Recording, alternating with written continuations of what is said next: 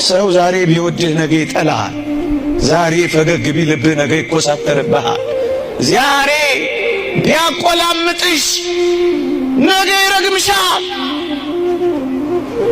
መለወጥ ያለበት ሰው ያውም የሚለዋወጥ ያውም የሚፈራረቅ ጠዋት ሌላ ማታ ሌላ የሚሆን ሰው አላፈቀረኝም ብለሽ ለምን መርዝ ትጠጫለሽ?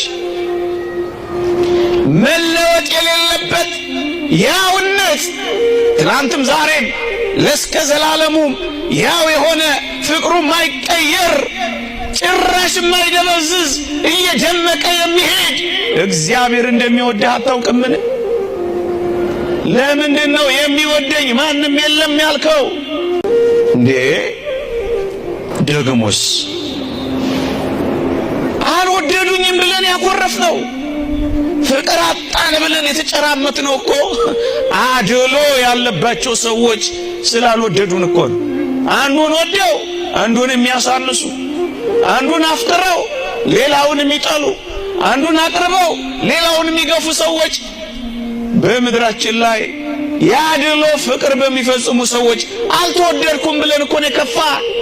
ተው እንጂ ክርስቲያኖች፣ አድሎ የሌለበት ፈታሄ እውነተኛ ካፈቀረ የሚያፈቅር ጥላቻ ለባህሪው ማይስማማ እውነተኛ እንደሚወዳችሁ አታውቁምን? ከዚህ በላይ አፍቃሪ አለን? እናንተ ጥቂት ነገር አልተወደድኩም ብላችሁ እኮ ነው ቤት ጥላችሁ የምትወጡት። ፍቅረኛ አጣው ብላችሁ እኮ ነው መከራ የምትበሉት፣ ራሳችሁን የምታንቁት፣ ፊት የምታጠቁሩት፣ አንጀት የምትልጡት፣ መርዝ የምትጠጡት፣ በማለዳና በከሳት ፍቅር የምትቀያየርባቸው እንዳየሩ ጠባይ እነሱን እያያችሁ እኮ ነው ተስፋ የቆረጣችሁት። በዘላለም በማይለወጥ ፍቅር ወድጄሃለሁ ያላችሁን